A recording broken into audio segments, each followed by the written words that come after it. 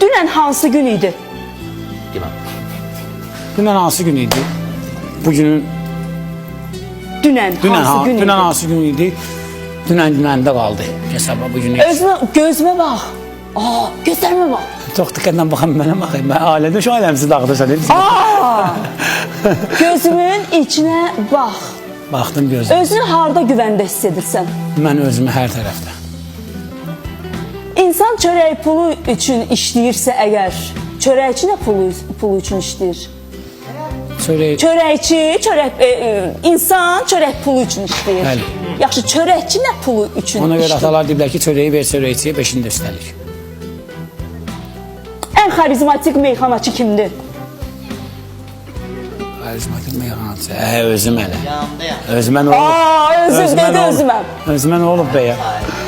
Pəncərədən daş gəlsə kimin başına dəysin? Pəncərədən daş mənim, amma hardan bir dənə daş gəlsə 100% mənim başıma düşəcək. Bax, indi bu dəqiqə gözünü gözümdən çəkmirsən və son sualıma cavab verirsən. Pərviz Bülbüləni bir cümlə ilə necə ifadə edə bilərsən? Pərviz Bülbüləni bir cümlə ilə necə? Bəli. Yəni hansı cümləni hardasa görsən deyərsən ki, burada söhbət Pərviz Bülbülədən gedir. Pərviz Bülbülə mənim gözümə bax. Ki bilim düz deyirsən yoxsa yox? Məndən danışır, bəlkə mənə bax. Pərviz Bülbülə mənim yəni ən sevdiyim meyxanaçılardan biridir və rəqibimdir. Nə işləyirsən? Rəqib. Mən hər yerdə özü də bilir. Özü də demişəm. Bizim Pərvizlə olan meyxanamız həmişə yaxşı alınıb, həmişə də yaxşı alınacaq. Nəyə görə? Çünki biz bir-birimizi meyxana deyən olaraq şəxsi həyatları qoymuyor. Bizim meyxanalarımıza baxın. Yəni bizim ikimizin meyxanada olan bir-birimizlə dediyimiz baxışlar bəlkə də çox meyxana deyənlərin hamısını bir yerə yığsan, yazdıqları mahnıları, təkbətəkləri, şeirləri hamısından çox gələr. Mən Pərvizin həyatda dostluğum başqa bir şey, amma mən sənətdə yeganə meyxanaçı Pərviz kimi, ona rəqib kimi baxıram. O zaman əgər yeganə rəqib kimi öz dostu Pərviz Bülbüləni görürsən, mən təklif edirəm ki, o rəqibliyi canlı efirdə göstərəsiniz.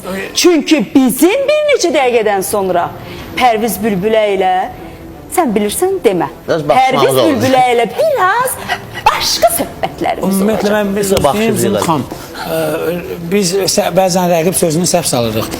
Rəqabət sözündəndir. Bəli, rəqabət. Düzgün rəqabət.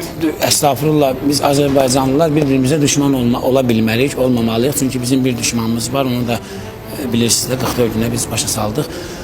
Rəqib də olmalı ki, məsələn, bir dənə baxın, bahalı geyim brendlərinə və yaxud da ki, bir maşın brendlərinə, avtomobili baxın da. Məsələn, Mercedes varsa BMW də var.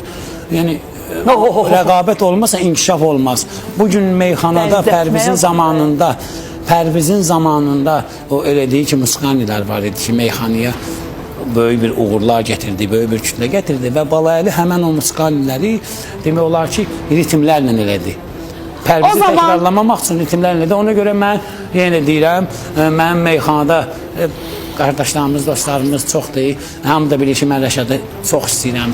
Mən onu usta kimi də qəbul edirəm, dostum kimi də. Allah kömək olsun. Amma mən meyxana aləmdə Pərvizdən başqa heç bir rəqib tanımıram. Vəssalam, o zaman mən bədahətən, bilmirəm, məndə alınlar alınmaz. Bədahətən bir dənə qafiyə deyim, siz düzəliş edin, əziz bu işin sənətkarları. Mən sizə qafiyə verirəm. Sonra deyirsin, meyxana nöşbə bugünə qalır. Bugün!